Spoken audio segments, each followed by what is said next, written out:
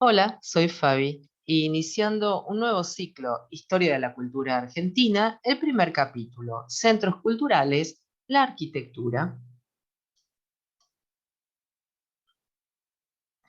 El conocimiento de las expresiones culturales y las artes en la República Argentina será este recorrido histórico desde los tiempos de la colonia hasta principios del siglo XX. La cultura de Argentina está marcada por el carácter multiétnico y multicultural de su población, el fuerte sincretismo de sus formas de expresión y una positiva valoración del progreso y la modernidad, en la que se conjugan, no sin conflicto, muchas identidades étnicas y un sentido de pertenencia a las culturas europeas y latinoamericanas, con algunos aportes asiáticos y africanos. La cultura argentina tiene como origen la mezcla de otras que se encontraron durante los años de las inmigraciones.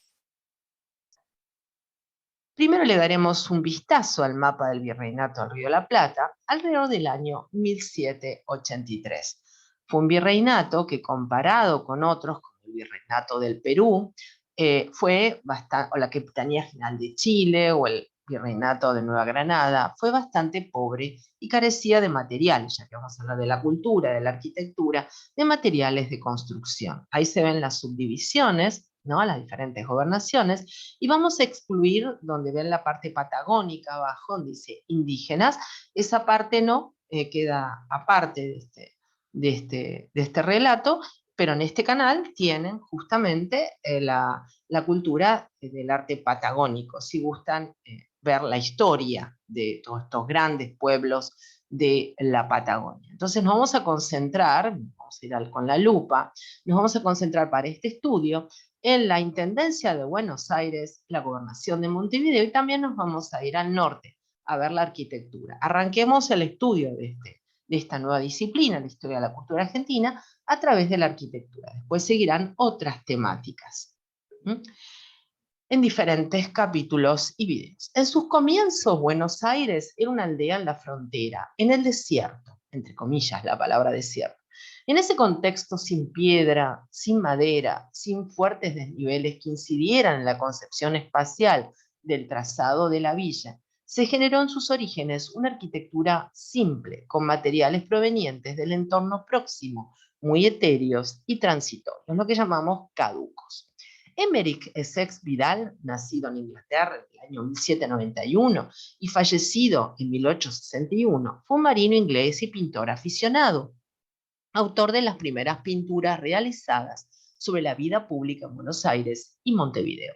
Vidal fue el primero en pintar la Plaza de Mayo, registró el gaucho boleando ñandúes, las carretas aguateras tiradas por bueyes, que según él era lo primero que llamaba la atención del visitante, los mataderos que describe como repugnantes, los pescadores a caballo, los uniformes de las milicias, la vestimenta de los gauchos, los niños lecheritos, que eran vendedores de leche, etc.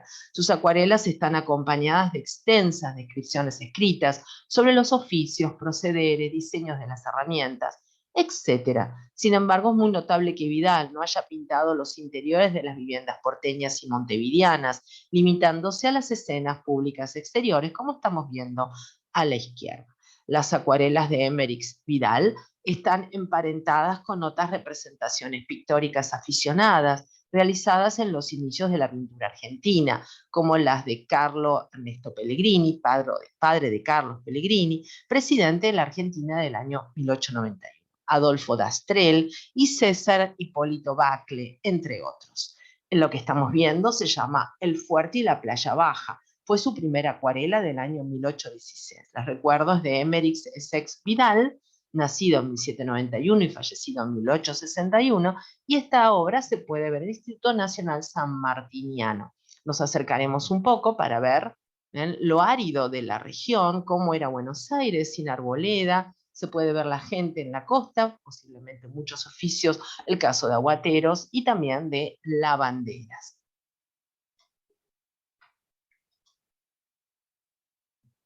Continuando con la obra de Emerick Essex Vidal, destacado acuarelista para relatarnos un poco cómo es la arquitectura de Buenos Aires, ya que el estudio de la historia de la cultura se plantea iniciando con historia de la arquitectura, que es la contenedora, tanto en el urbanismo como en las viviendas, de todo este relato. Estamos viendo la plaza, o la gran plaza de Buenos Aires, vista desde el Cabildo, desde la Recoba. Les recuerdo que Buenos Aires tiene en el paseo en la avenida Paseo Colón, tuvo una recoba que era obligatoria construir en aquellos tiempos iniciales de la ciudad. Así que la recoba va a ser parte de nuestra historia arquitectónica en la ciudad de Buenos Aires. Características, pero estamos hablando de todo el virreinato. Si Buenos Aires se concentraba, pero vamos a irnos al norte también. ¿Cuáles son las características de la arquitectura colonial en el virreinato del Río de la Plata?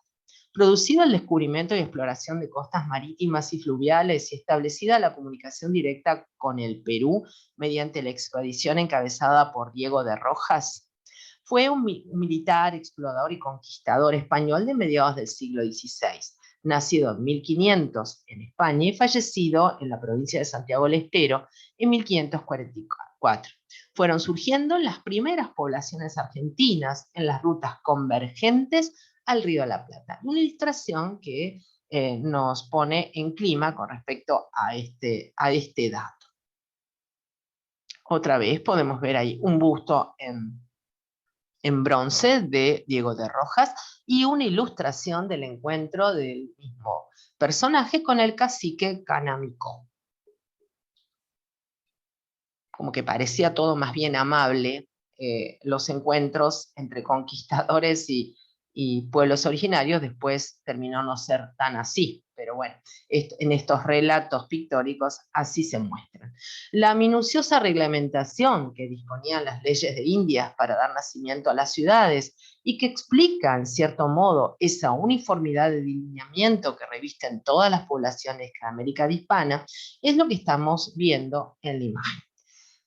Y les comento este relato. Cuando hagan la planta del lugar, esto es de época, repártanlo por sus plazas, calles y solares a cordel y regla, comenzando desde la Plaza Mayor y sacando de ella las calles a los puntos y caminos principales, y dejando tanto campo abierto que aunque la población vaya en gran crecimiento, se pueda proseguir y dilatar en la misma forma. De la plaza salgan 4 calles principales, una por medio de cada costado, y además de estas, 2 por cada esquina. Los 4 esquinas miran a los 4 vientos principales, porque saliendo así las calles de la plaza, no estarán expuestas los 4 vientos, que será de mucho inconveniente. Todo en contorno y las 4 calles principales que de ellas han de salir tengan portales para comodidad de los tratantes que suelen concurrir, y las 8 calles que saldrán de las 4 esquinas salgan libres sin encontrarse en los portales, de forma que tengan la acera derecha con la plaza y la calle. Bueno, todo este relato tiene que ver con disposiciones y reglamentaciones de época. Lo que estamos viendo es una imagen de Buenos Aires del siglo XVII. Muy árido todo, poca arboleda, muy sencillo, austero, pobre tal vez, pero con identidad. En general, la ciudad colonial americana tiene un poco esta descripción. Los primitivos colonizadores se vieron abocados a serias dificultades en la edificación de sus viviendas por la carencia de los elementos de construcción. De ahí el carácter de pobreza que caracterizó el nacimiento de nuestras ciudades. Muchas de vida tan precaria que solo nos han dejado el nombre. En la región montañosa del centro y noroeste del país se empleó la piedra yuxtapuesta, pero sin cemento alguno, lo que se llama en arquitectura juntura seca, techándose la vivienda con maderas de cardón, proviene del cactus, revestidas con barro y paja. En el litoral, la falta de piedra hizo que la vivienda fuese más rudimentaria, aún reduciéndose a un tipo único de construcción, el rancho, tal como lo conocemos todavía en nuestros campos, con paredes de barro mezclada con hojas de totora y espadaña, tan abundantes en las riberas de nuestros ríos, y el suelo de tierra apisonada. De la rusticidad de estas viviendas dan testimonio los cronistas y viajeros de las 2 primeras centurias, desde Schmidl hasta el padre Sepp. He aquí el juicio que emite el jesuita al hablar del pueblecito, entre comillas, de Buenos Aires. Las casas son de paja, o mejor dicho, cabañas de barro. Tienen un solo piso y apenas duran más de 7 años. Bueno, descripción de este padre jesuita. Los jesuitas fueron excelentes arquitectos y destacados arquitectos también. Y una ilustración que se ve el conquistador con diferentes emblemas heráldicos y también una suerte de animal local, oriundo del lugar. Siempre les comento a nivel artístico, estas perspectivas son rebatidas. Más tarde empezó a estilarse el uso de tierra amasada o apisonada, a lo que se refieren los documentos de la época, cuando hablan de las tapias de tierra, entre comillas. Para construir los tapiales se empleaban tableros sujetos a las paredes, los que servían de molde, dentro del cual se iba echando por parte la tierra húmeda, que luego era apisonada con angostos pisones, como se practica hoy en el encofrado de las estructuras de cemento armado. Una vez colmado el molde, se encendía y aseguraban de nuevo los tablones para continuar con otra sección horizontal. Es de advertir que las aberturas para las puertas y ventanas se practicaban a través de las paredes, después de terminadas estas, de modo a poder colocar convenientemente los marcos. El revoque de las paredes se practicaba con boñiga fresca a base de tierra, arena y estiércol caballar seco y molido con agua arcillosa, agregándosele más tarde yeso de las barrancas del Paraná. Lo que estamos viendo es una ilustración del jesuita alemán Florian Bauke, que se llama Jinetes Armados en la Explanada.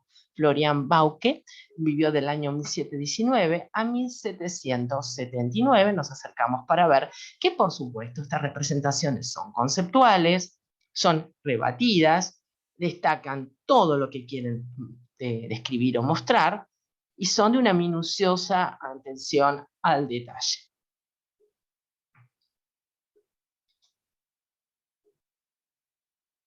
Y aquí una descripción tan amena como interesante, que de la construcción de estos tapiales nos ha dejado a mediados del siglo XVIII el jesuita alemán Florian Bauke. Fue un misionero quien trabajó principalmente entre los indios mocovíes y pintó las costumbres de la región. Y nos relata: cuando se quiere levantar un muro, se hacen primero las tablas gruesas y cepilladas, parejamente unos tablazones largos y altos, en una longitud de más o menos 5 o 6 varas, pero en una altura de 10 varas. Estas se clavan pareja y espesamente con el dorso sobre travesaños, de modo que en el interior de las tablas son completamente lisas. En cada travesaño crucero de atasoga larga, con la cual se pueden clavar las tablas y ser tiradas más o menos a lo alto conforme el muro se eleva más. A espalda de estas tablas se colocan profundamente en tierra, tras cada crucero, unos postes de palmas gruesas y altas que están afirmados en contra y aseguran las tablas para que no cedan cuando se comienza con pisonear la tierra en el interior entre las tablas. Y para la que parece levantada, también derecha, se cortan en una longitud. En cuanto a la pared, debe ser gruesa, unos palos iguales que deben servir adentro como separadores para que las tablas no se inclinen tampoco en el interior cuando las mismas, arriba en las puertas, se unen por sogas. Bueno, toda esta descripción muy minuciosa es un valioso documento. También tenemos, miren, a la derecha, Bajando miel, del mismo artista, del mismo jesuita, este padre jesuita alemán. Esta obra es del año 1830 y está en el Museo Nacional de Bellas Artes en Buenos Aires. Es un óleo sobre tela de 45 por 54. Y ahí nos podemos acercar para ver Bajando la miel. Notarán que los oriundos, la gente local, ¿no?, lo que llamamos los aborígenes lugareños, parecen europeos, son blancos. Bueno, era la costumbre en aquellos tiempos no representarlos tal cual eran, pero sí en las actitudes y los relatos. Curioso, ¿no?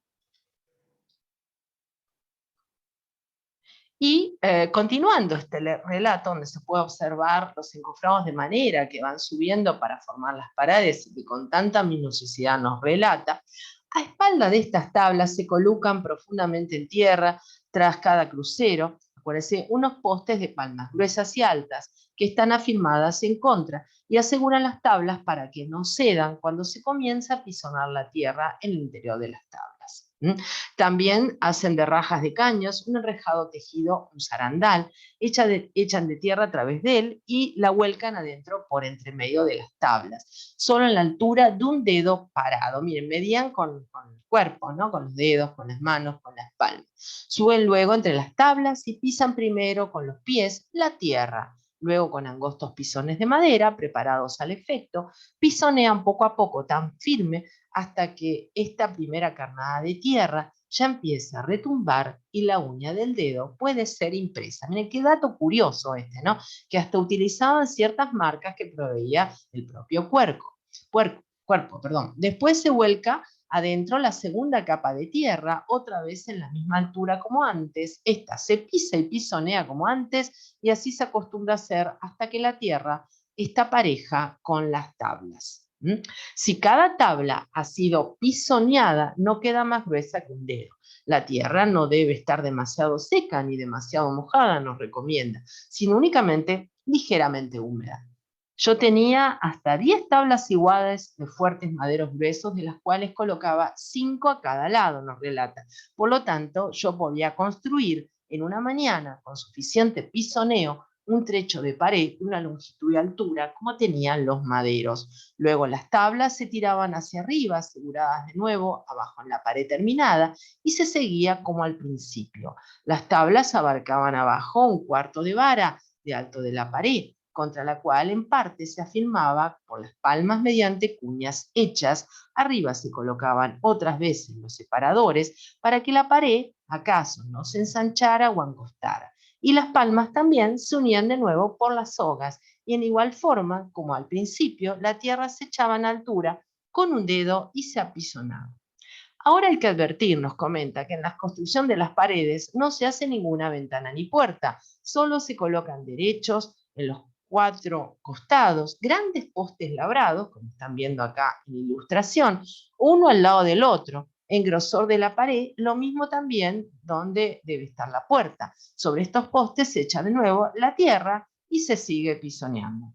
Después que la pared ya tiene una altura de 6 o 7 varas, son retirados a un lado las tablas y palmas, donde va a estar los postes que muestran la altura de las ventanas y puertas. Se coloca una plomada en el cordel y se dibuja la anchura y altura de la ventana y la puerta. Luego, con un fuerte barra de fierro puntiaguda de un lado, afilada por el otro, y un peso de por lo menos 24 libras, se hace la abertura a través de la pared y se la arregla de manera que los marcos de ventana puedan ser colocados convenientemente. Bueno, vamos a acercarnos para ver todo este relato que es tan minucioso. Y si bien la arquitectura del Virreinato del Río de la Plata fue bastante pobre comparada con otros virreinatos, las técnicas son realmente bastante elaboradas, como hemos visto en el relato. Y a tener en cuenta para los constructores de hoy en día, un lindo registro histórico tener. Ahí nuevamente vemos la ilustración y continúa el relato. La pared, si bien aún no secada y todavía húmeda, se atraviesa difícilmente y la tierra que se tira hacia afuera es aún más firme si se pisonea humedecida y de nuevo se usa para la pared. Pero cuando hay que romper una pared ya secada y reseca, está tan fuerte que se apercibe hasta fuego cuando se labra a través mediante la barra de fierro. Miren el lenguaje aparte, usan un lenguaje que hoy en día no utilizamos. A causa de haber allá poca cal, aunque se encuentran suficientes piedras de cal en otros parajes, cuesta, sin embargo, mucha fatiga, trabajo y dinero para conseguir esta, por eso hacen diferentes revoques en las paredes. El primero es de tierra, arena y estiércol caballar seco, molido, que se mezcla con agua arcillosa. Este revoque no se raja jamás, y mucho menos aún. El segundo que se hace de puro estiércol vacuno, fresco, sin una mezcla de otro material. El tercero se mezcla con arena caliza de puras ostras quemadas y con polvo de ladrillo. Al principio, dice, nos relata el alarife, al principio he usado siempre el primero hasta que he encontrado yeso en el Paraná. después se revocado las paredes por completo con yeso. Esto ocurrió en los últimos 7 años, cuando ya me había edificado una casa completa y la había cubierto por entera con tejas quemadas. Qué costumbre esto, ¿no?, de relatar minuciosamente el quehacer de la época. Y observando ya una imagen de vivienda tan característica en nuestras tierras, ¿no?, argentinas, el comerciante holandés Acárate de Vizcay, que visitara la ciudad en el año 1658, nos ha dejado al respecto una interesante descripción de Buenos Aires, entre cuyos párrafos podemos destacar. Las casas del pueblo están construidas de barro. Poco hay de piedra en todas estas regiones hasta llegar al Perú. Están techadas con caña y paja y no tienen pisos altos. Las habitaciones son de un solo piso y muy espaciosas. Tienen grandes patios y detrás de las casas grandes huertas llenas de naranjos, limoneros, higueras, manzanos, perales y otros árboles frutales con legumbres en abundancia. Las casas de los habitantes de la clase elevada están adornadas con colgaduras, cuadros y otros ornamentos y muebles decentes, y todos los que se encuentran en situación regular son servidos en vajilla de plata y tienen muchos sirvientes. Con la prosperidad económica y el advenimiento del adobe y el ladrillo, el descubrimiento de la cal en varias regiones del país y la introducción, y poco después de la fabricación de tejas, pronto mejoró la arquitectura solariega de Buenos Aires y de los pueblos del interior, y el primitivo rancho fue evolucionando hasta convertirse no solo en vivienda confortable, sino también elegante, como de ello dan testimonio numerosos ejemplares que todavía podemos admirar en algunas ciudades, sobre todo en Córdoba y en Salta. Las casas se construyeron más sólidas y más amplias, adaptándose la disposición española, un zaguán, ahora vamos a ver, un patio rodeado de habitaciones y a veces en el fondo un huerto o un corral. Este patio central privilegió de solo los que gozaban en Europa las casas señoriales, se debió al singular ingenio de los fundadores de nuestras ciudades, quienes dotaron a sus casas de este recurso edilicio tan indispensable al confort y a la salud. Es decir, aire y luz, obviamente. Y se está remitiendo al patio central a la famosa construcción mediterránea, que ya podemos ver inclusive en Roma, en Grecia, en Egipto, en todo en Etruria. Ahí se ve una ilustración, ahora vamos a ir viendo los balcones con los canes, las rejas voladas de las ventanas, tan típico de la arquitectura colonial hispanoamericana. Esto es lo que proviene, la influencia que proviene de lo que sería este patio anexo al zaguán, ¿no es así? Hasta en esta exposición se puede ver un carruaje de época. Tan presentes, bueno, las mayólicas, tenemos que considerar la influencia española con los 800 años de influencia morisca que va a tener España, y que se traslada desde los patios andaluces a nuestros patios en la región sudamericana. Y concretamente vamos a ver que hay un elemento característico, el pollo pero no con L como un animal, sino con Y. Un pollo se define como un banco de piedra o de obra, especialmente cuando se encuentra adosado a una pared. Es una de las formas más típicas y sencillas. El pollo consistía en una simple piedra escuadrada de tamaño medio. El zaguán presentaba un artesonado más o menos caprichoso y de un fuerte soporte. El artesonado o casetonado es lo que está en el techo, vigas cruzadas. También, incrustado en la pared, pendía el farol con velones de aceite. Los pisos se pavimentaban con ladrillos y las puertas se fabricaban con madera dura.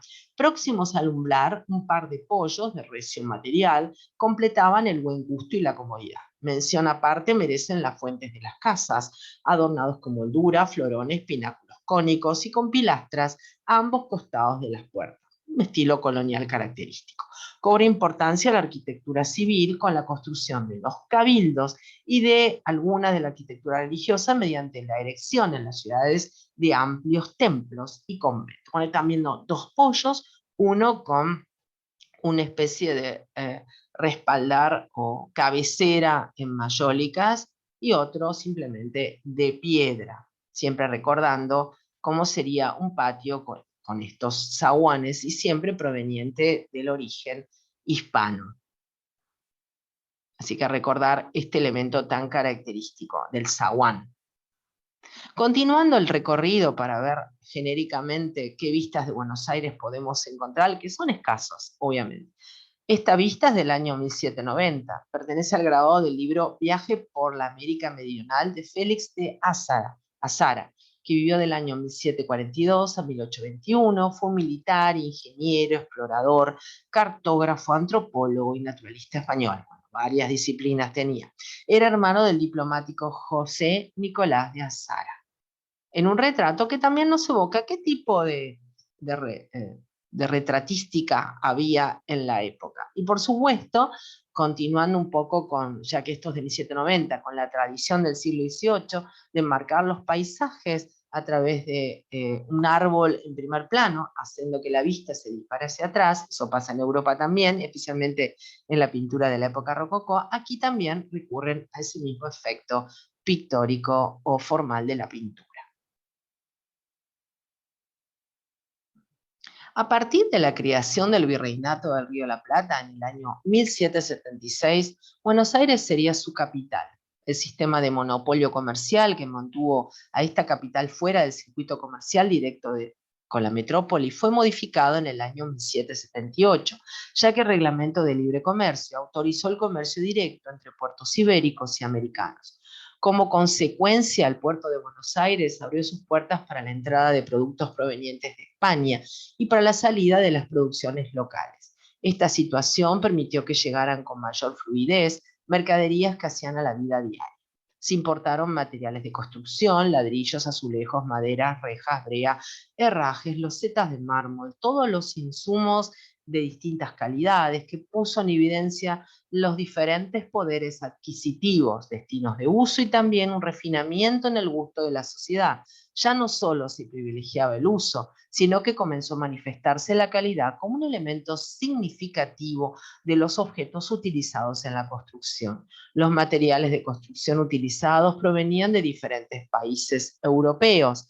Cada grupo étnico aportó el pensamiento y el conjunto de normas y valores que enriquecen y conforman la cultura urbana. Los procesos económicos originados en la apertura comercial del año 1778 generaron una mayor complejidad en la dinámica económica, que permitió cierta movilidad social y la demanda de mejores niveles de vida. Así que hay como un crecimiento social, ¿no? De clases que van tomando más auge. Las áreas marginales y la barranca del río no consolidadas acogieron los sectores más pobres de la población. Allí estos sectores construyeron precarias viviendas que solo cumplían el rol de protección y los estamentos medios de la población y la masa inmigrante de origen español en aquellos tiempos venían de allí en general. Demandó casa-habitación con un nivel de calidad y espacio fluctuante entre el rancho de los estamentos más bajos y la casa del patriciado. Esta necesidad fue satisfecha por la aparición de la construcción de tipo especulativo. La iglesia y los sectores de comerciantes acomodados invirtieron edificaciones con criterio rentístico. Para ello sacrificaron incluso parte de sus propias residencias con el objetivo de alquilar habitaciones. El tipo de vivienda, los materiales utilizados en su construcción, la ornamentación, los usos asignados a las piezas, los espacios de lo privado y lo social, era expresión de la necesidad de protección y la acumulación de capital, inversión y demostración de estatus social. Al interior de la vivienda, la vida transcurría con una fuerte separación por género. Había un ámbito para las mujeres y otro más íntimo para los hombres. El propietario recibía visitas de personas que no participaban de su intimidad. Estas eran atendidas en el zaguán y desde allí pasaban sin trasponer la puerta principal al primer cuarto, totalmente aislado de la casa. Trasponiendo el zaguán, las habitaciones que daban al primer patio eran utilizados por los dueños de casa. Una puerta, un pasillo, dividía ese mundo del de la servidumbre. Allí se encontraban la cocina, despensa, el baño y las habitaciones secundarias. Y vemos aquí una imagen de la capital del Virreinato del Río de la Plata con una iglesia de época, ya de corte, vieron, totalmente europea en su estilística. Si en este quieren completar un poco esto que hablamos del patio de la estructura de la vivienda mediterránea, que ahora vamos a ir entrando, les recomiendo ver dentro de la historia del mueble, el mobiliario griego, el mobiliario romano, y ahí hago mención de las casas del Mediterráneo, que totalmente son, vieron, las que van a influenciar a las de América colonial y virreinal, ¿no? Y que van a extenderse después de la independencia también. La historia de la cultura argentina arranca desde el virreinato, pero avanza después. En esta, parece que estuviéramos mirando así desde la calle, podemos ver esta escena, ven, del primer patio, pasando el zaguán, con la clásica imagen de una dama antigua, como decimos aquí en la Argentina. Son imágenes de época. La obra en cuestión es el célebre Leoní Matisse, nacido en el año 1883 y fallecido en 1952.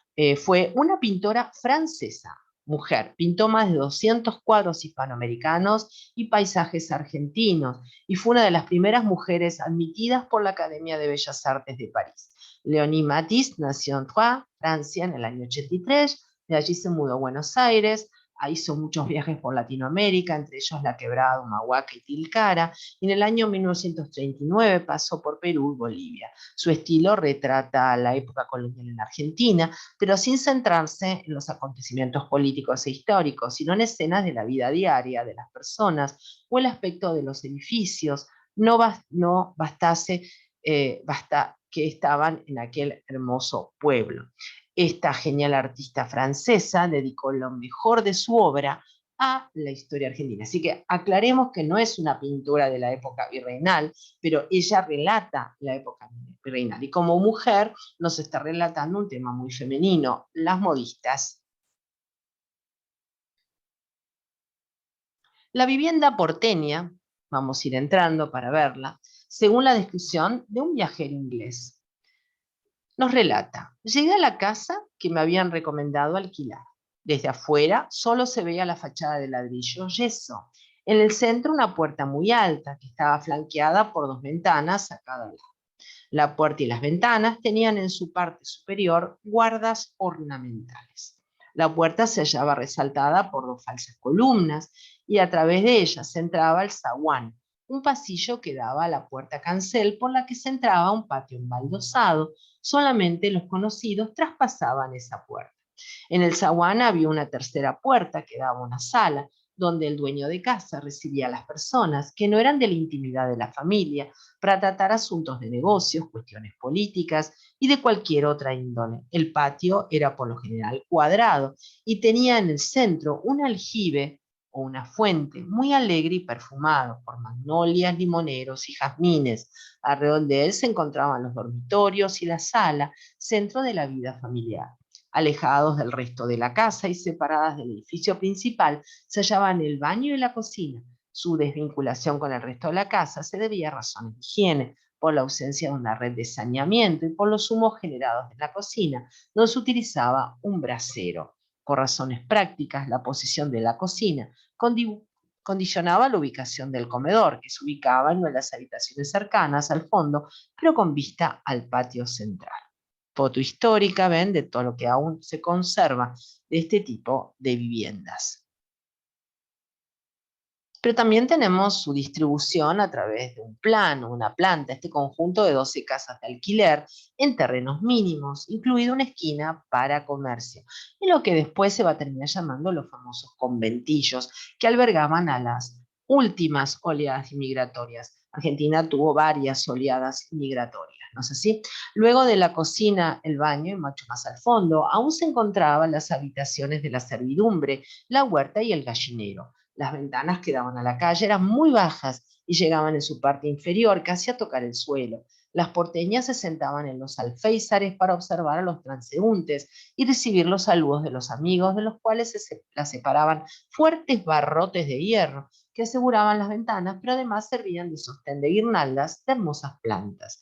En la sala que daba a la calle, las señoras tenían un espacio reservado exclusivamente para ellas, con muebles pequeños, donde apoyaban los materiales que utilizaban para sus labores, mientras una mulata les servaba mate. Ellas cosían y bordaban, practicaban canto y conversaban sobre los vestidos que usarían para ir al teatro o la misa. En las pocas ocasiones que las señoras salían de la casa, eran acompañadas por una esclava o por un hombre de la casa. Las jóvenes obedecían a su padre en todo y solo cuando se casaban se alejaban del hogar paterno. El padre elegía a los novios de sus hijas teniendo en cuenta que tuviera una buena posición económica y que fuera de buena familia. También las azoteas eran un lugar de reunión, sobre todo para aquellos que no deseaban oír el bullicio de las calles, y en tiempos de las invasiones inglesas, de allí los porteños arrojaron agua hirviendo a el ejército inglés, ocasionando muchas bajas. Los pisos eran de baldosas de ladrillo rojo bien brillante, algunas veces con dibujos. Los tirantes de los techos eran de madera de urunday o de palmera y casi nunca se cubrían con un cielo raso. Las paredes lucían coloridos papeles de las fábricas de París y las habitaciones hermosos muebles europeos. En invierno calentaban sus frías y húmedas habitaciones por medio de braseros y a riesgo de sofocar a los que estuviesen con el tufo y el humo del carbón. Y algunas familias que visité, nos sigue relatando este viajero, tenían estufas inglesas con chimeneas. En construcciones nuevas se habían introducido pisos altos, así que en la planta baja había comercios o almacenes de depósito y en la planta alta residían las familias. Aunque sabía que la ciudad contaba con 2 hoteles ingleses y aunque el precio que me habían pedido por el alquiler era elevado, preferí la privacidad y acepté hospedarme en esta casa, nos relata. Y ya podemos ver los detalles de estas casas. Por ejemplo, que también se dan en todo el virreinato del Río de la Plata, como parte inicial de esta historia de la cultura argentina.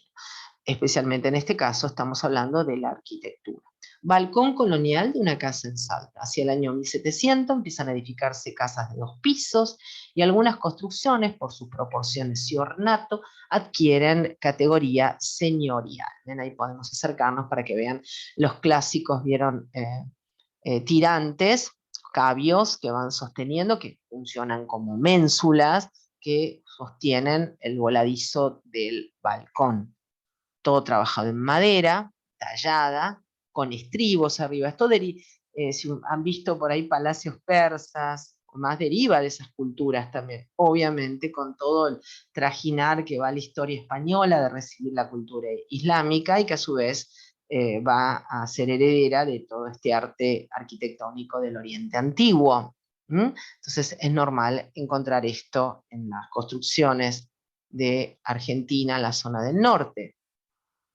También vemos puertas y ventanas en Salta, ¿ven? Lo llaman las rejas voladas. Son rejas que se sobresalen, tan características de la arquitectura colonial. Y las puertas con partes de hierro forjado y remaches también. Muy austero todo. Y ahí podemos ver actualmente en la ciudad de Salta el gran acervo colonial y cultural arquitectónico, no así Buenos Aires, que lamentablemente tiene muy poco. Sí, en estos lugares norteños vamos a encontrar una foto actual. Fíjense qué hermosa imagen de esta construcción de origen totalmente colonial, donde se ven las clásicas rejas, las marcaciones acá con cornisas, ¿ven? Los farolitos de hierro forjado, los chapiteles apiramideados, que son esto, aquí ven que parece como un conito, las ménsulas con forma de venera, toda la parte de rejería con los clásicos firuletes coloniales y las tejas coloniales, que llamamos la herencia en la teja romana. Por eso les recomiendo ver después, si quieren, eso que les comenté, ya que en el tema de mobiliario también siempre se trabaja el tema de la vivienda, y ahí se hace mención de la casa romana. Otros balcones más. En el caso particular del de la derecha, fíjense que está hecho con madera, esta madera de cedro que nos permite esta abundante talla y trabajo laborioso, deriva del balcón el Muyarabí, que es un balcón que viene del mundo islámico, ¿no? Para ver, vieron a través de la rejita, sin ser vistas, especialmente el género femenino. Bien colonial esto, ven, ahí se puede ver, vamos a acercarnos para ver los detalles. Ven los canes, estos canes son estos fierritos, ven, que sostienen el balcón a modo de ménsula, las rejas voladas, tanto en ventanas como en balcones.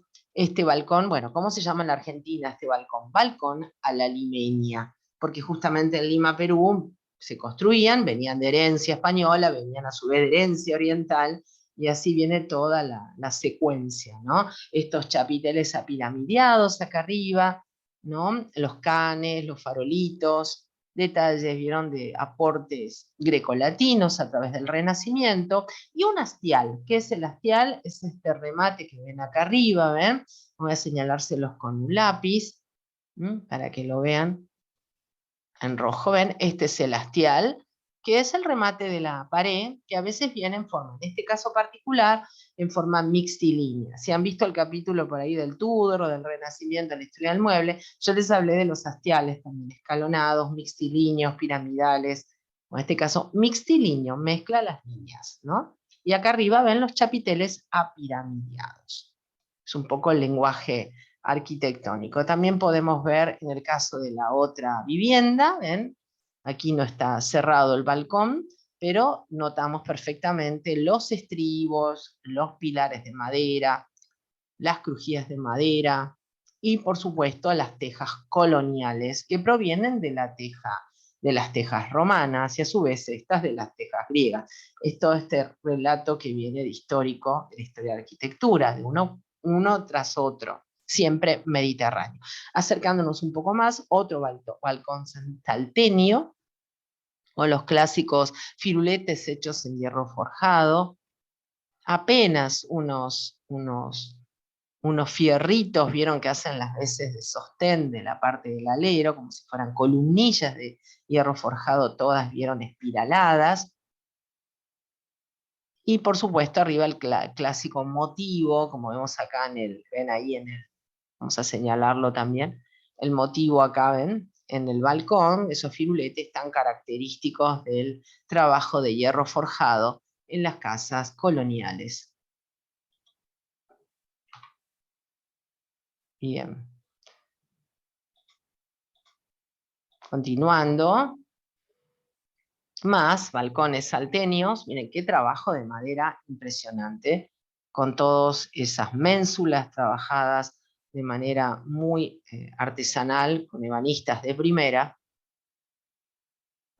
y que provienen, bueno, del balcón a la limeña también, y de los balcones que provienen del mundo islámico. Aunque el balcón a la limeña, recuerden, es el que viene cerrado. Estos están abiertos. Lo que deriva, ven, el de la derecha, deriva del Musharabib del mundo islámico, que hoy en día se encuentra inclusive en las ciudades de Arabia, en el Yemen, por ejemplo. Pero continuando dentro de lo que es la ciudad de Salta, miren qué bella imagen esta, qué bella esquina, ¿no? Elaborado todo con madera de cedro. Hay el tinte un poquito rojizo, y la minuciosidad del trabajo artesanal en madera que destaca. Todo patrimonio histórico, obviamente. ¿Qué podemos decir del urbanismo de esta época? Conocemos, vieron, a conformidad de minuciosas ordenanzas reales, sabiamente estudiadas en cuanto a su ubicación, que las grandes ciudades contaban con un urbanismo ya incipiente, pero muy, muy elaborado, ¿no? Los datos que vamos a ver son anteriores a 1810. Tenemos bastantes datos para tener una idea. Respecto a la estética edilicia y a la higiene, podemos afirmar que regían en las ciudades de América las ordenanzas vigentes en la península. Sería un error creer que era lícito edificar al capricho de cada uno sin tener en cuenta los intereses vecinos o las reglas de la estética y la higiene. La misión de los alarifes, ahí tienen imagen de un alarife, que era un veedor, un mediador, una especie de albañil con especialidad, tenía por objeto impedir que la edificación invadiera terrenos ajenos, y que no había arquitectos consagrados aquí, sino estos personajes que tenían el expertise constructivo. Como los hormigueros en esa época constituían en Buenos Aires un problema muy serio para los cimientos, se introdujo la práctica de emplear piedra en esa parte, a pesar de la escasez de este material, que se trata de la otra banda del Río de la Plata. No se permitía que las aguas de lluvia se vertieran sobre el tejado del vecino, a menos que conste por instrumento, al haberse convenido el uno y otro vecino, en consentirlo. Esto se lo digo entre comillas, según un relato de época, había que pedirle permiso. De lo contrario, debía retirarse la obra de construcción cuando fuera menester para que las aguas cayesen dentro de la misma propiedad y no en la ajena. Bueno, hoy en día pasa lo mismo. No podés descargar el agua pluvial en el vecino. Eh, Exactamente. Las aguas de las azoteas debían evacuarse o encauzarse de tal suerte que no cayeran sobre las veredas, porque si no mojaban a las personas que transitaban. Y por esta misma razón, los aleros de los tejados con pendiente a la calle debían tener canalones de plomo o de hoja de lata, lo que hoy llamamos la canaleta.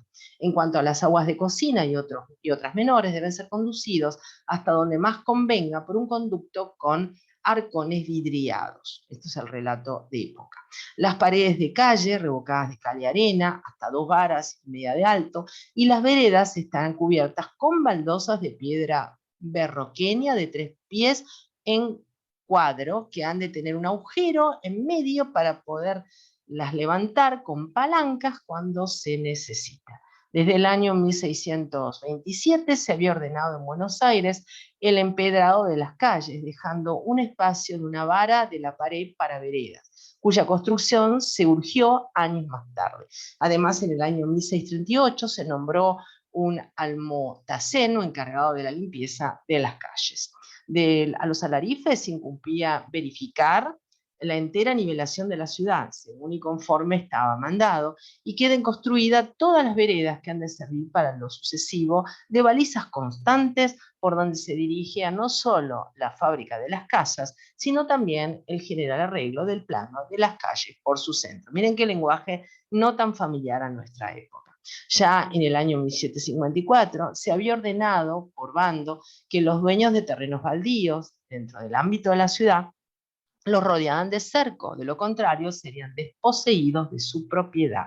Todas estas ordenanzas minuciosas que uno tomaría por disposiciones modernas nos demuestran las preocupaciones de los gobernantes de esa época por el mejoramiento edilicio de los pueblos y que sus habitantes, como pudiera creerse, a la manera de no vivieran a manera de nómades o gitanos, según relatan en la época.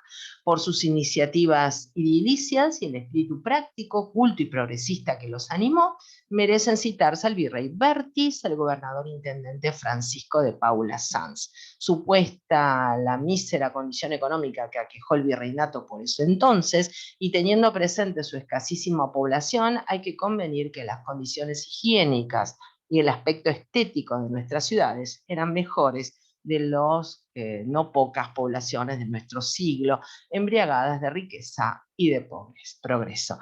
Acerquémonos a ver Alarife con sus instrumentos. Miren, tiene emplomada, tiene un cuadrante, tiene reglas, escuadras. Bueno, bien equipado. Y hablando de alarifes, les presento, ven, a uno que fue célebre, Carabati, y los alarifes del siglo XIX. Hay un libro que salió justamente para estudiar este caso, se llama así, Carabati y los alarifes del siglo XIX, para conocer a estos personajes anónimos que eran los arquitectos, si quieren, o los constructores de aquellos tiempos. 8 hombres fueron los que trabajaron con el arquitecto Luis Carabati, albañiles, herreros, carpinteros y otros arquitectos más. Carabati fue el mentor en términos físicos de la imagen pública de la ciudad de San Fernando del Valle de Catamarca.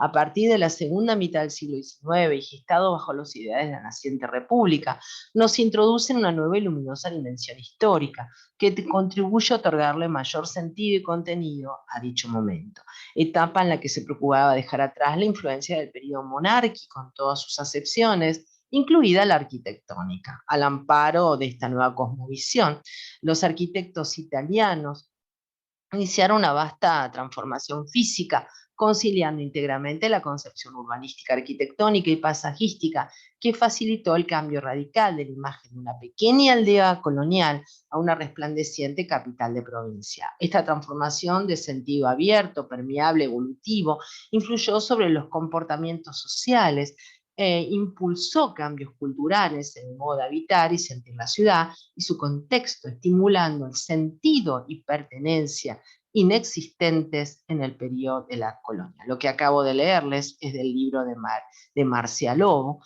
Carabati y los alarifes del siglo XIX, en el cual cuenta con el auspicio de la Secretaría de Educación y Cultura de la Municipalidad de la capital y la Junta de Estudios Históricos de Catamarca. Así que había por ahí algún arquitecto que venía, vieron, de Europa y que instruía a otros a formarse como constructores y albañiles. Pero les comento que en algunas ciudades, inclusive Buenos Aires, no teníamos ninguno y los que llevaban a cabo todas las construcciones eran estos alarifes, ¿no? Bueno, ahí tenemos el plan o el plano de la ciudad de Buenos Aires para ponernos un poquito en clima cómo es cómo era nuestra ciudad a lo largo del tiempo, ¿no? Fíjense, escrito en francés, Rivière de la Plata, plano de la ciudad, ¿no? Buenos Aires, a poco de fundada en el año 1536, en un grabado de la edición del relato del célebre Ulrico Schmid, publicado en el año 1599. Continuando, veremos para finalizar una serie, vieron, de imágenes de Buenos Aires, desde la de Ulrico Schmid en el año 1599, pasando por el plano de la fundación de Buenos Aires en la época de Juan de Garay, en el año 1580. Fíjense en la cuadrícula ortogonal que marcaba la ciudad, todo de proveniencia, vieron, europea, de origen romano, ¿no? Esta forma de cuadrícula. Desde la vieja Roma, que solía armar sus ciudades con el cardo y el decumanus, que eran las dos clases principales que orientaban de norte-sur, este-oeste. Continuando con los planos, plano de división de las tierras de Buenos Aires de la época de Garay, del año 1583, ahí ya pueden ver las subdivisiones por manzana, ¿no? Miren, ¿no? De los diferentes terrenos para poder distribuirlos entre los pobladores. También el plano de la ciudad de Buenos Aires, con todas sus cuadras, iglesias y conventos.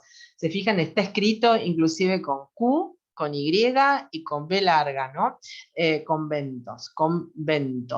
La fortaleza que al presente tiene como la parte del Río de la Plata que le corresponde y las cosas más particulares que hoy tiene delineado por José Bermúdez Sargento, mayor de presidio ingeniero de esta provincia por su majestad. Me voy a acercar para que vean cómo está escrito. Miren, miren cómo, en qué forma lo escribían. Hoy sin H. Lenguaje de época. Miren qué lindo el dibujo, con inclusive las marcas del terreno, grafismos, las casitas rebatidas, ¿no? Acá no se cuenta con la perspectiva, vieron, a fuga ni lineal, simplemente es un rebatimiento que es gráfico para poder entender cómo se perfilaban estos planos dentro de la historia de la cartografía de Buenos Aires. Continuando el plano de la ciudad y plaza de la Santísima Trinidad, puerto de Nuestra Señora María de Buenos Aires, situada sobre la costa sur del Río de la Plata del año 1772. Como verán, hay lugares todavía donde no hay construcción, lo que indica que había plazas o lugares abiertos. Muy minucioso todos los detalles. Continuando la evolución, plano topográfico de Vertres, del nombramiento de las principales calles de la ciudad de Buenos Aires, de los templos, plazas y edificios públicos y cuarteles en el año 1822. Avanzando el plano de la ciudad de Santa María, puerto de la Santísima Trinidad de Buenos Aires, capital del virreinato de las provincias del Río de la Plata y Charcas, situados en la América Meridional. sacado en los años 1780 y aumentado en 1800, por el mismo que ahora dedica este traslado al eximio señor don Juan del Pino, mariscal del campo, virrey y capitán general de estas provincias, siempre con ese lenguaje tan, vieron, abarrocado para dirigirse a través del correo epistolar. Bueno, hermoso mapa, para realmente colocar en un cuadro. Ahí está toda la descripción, plano de la ciudad de Santa María de los Buenos Aires y toda la división. Otro más, plano topográfico de las calles de la ciudad de Buenos Aires, de templos, plazas y edificios públicos del año 1830, de Bacle. Ya se está perfilando como la ciudad que conocemos hoy en día. Plano administrativo de la ciudad de Buenos Aires de Grondona del año 1856. Plano administrativo, Estado argentino de Buenos Aires, del ingeniero Nicolás Grondona. Está minuciosamente referenciado, miren. Edificios, cuadras, calles, muy prolijo todo, muy minucioso. Por supuesto, está más decirles que eran todos planos hechos a mano. Después se imprimía. Plano de la ciudad de Buenos Aires indicando las líneas, entramos ahora a la parte tecnológica, de las líneas de ferrocarriles y tramways en explotación y proyectos según los documentos especiales suministrados por las compañías. Esto levantado por el ingeniero doctor Aimés en el año 1866. Y ya vemos, ven, una red, diríamos, sobre rieles. A ver, acerquémonos aquí. Ahí están las Ferrocarril del Sur, dice. Interesante. Plano de la red de tranvías de Buenos Aires. Los tranvías que ya no existen y que todavía en algunas calles de algunos barrios están todavía los rieles. Una maravilla. Junto con el adoquinado, obviamente. Donde hay adoquines podemos encontrar todavía rieles. Miren, ahí están las marcas en rojo para que vean las, y en negro el recorrido del tramway. Del tranvía. Plano del ensanche de Buenos Aires del año 1888. Del antiguo municipio se extiende al partido de Flores y al partido de Belgrano, hoy barrio de Belgrano. Histórico barrio también.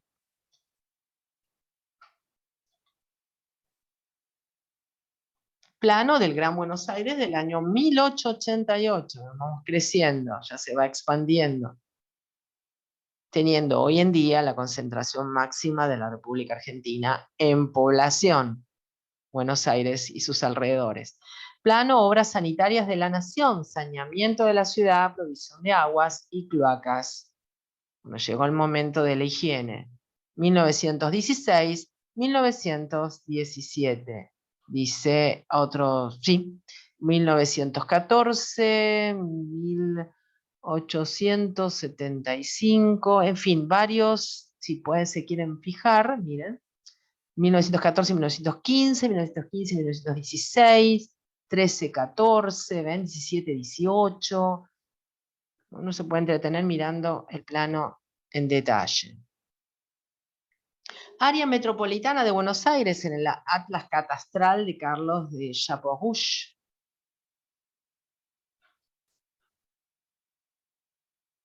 Plano mural de la ciudad de Buenos Aires, publicado por Pablo Ludwig, cartógrafo, en el año 1892. Ya tiene el formato de lo que llamábamos antiguamente la capital federal. Hoy es la gobernación de la ciudad de Buenos Aires. El plano de la ciudad de Buenos Aires, capital de la República Argentina, intendencia del doctor Arturo Gramajo, 1916. Así, en 1970, solo un poco más de un tercio de la población del área metropolitana de Buenos Aires vivía en la ciudad. El desarrollo industrial jugó un papel muy importante en el crecimiento y en la concentración metropolitana. Y por último, les muestro lo actual, ¿no? Los barrios actuales de la ciudad de Buenos Aires, lo que llamamos la ciudad autónoma de Buenos Aires, y los barrios tan conocidos de esta querida ciudad, capital de la República Argentina, Ben Núñez, Saavedra, Coslan, Belgrano, Villa Urquiza, Villa Pueyrredón, Parque Chas, Villa Ortúzar, Colegiales, Palermo, que es bastante grande, como verán, la comuna 14, Agronomía, Villa Devoto, Villa del Parque, La Paternal, Villa Crespo, Villa Real, Versalles, Liniers, Montecastro, Villa Luro, Vélez Sarsfield, Parque Avellaneda, Mataderos, Villa Lugano, Villa Riachuelo, Villa Soldati, Flores, Villa General Mitre, Chacarita, Colegiales, Villa Urtúzar, Parque Chas, Recoleta, Retiro, San Nicolás, Montserrat, San Telmo, Constitución, San Cristóbal, Valvanera, Boedo, Parque Patricios, Nueva Pompeya, Barracas, La Boca, como ciudades, ciudad con barrios muy, muy históricos y turísticos. Hasta aquí el primer capítulo, continuaremos con los siguientes de este nuevo ciclo, Historia de la Cultura Argentina. Los invito a ver mi canal y todos los videos asociados que les comenté y otras listas de reproducción que pueden ser de su interés. Muchísimas gracias, hasta el próximo video. Gracias.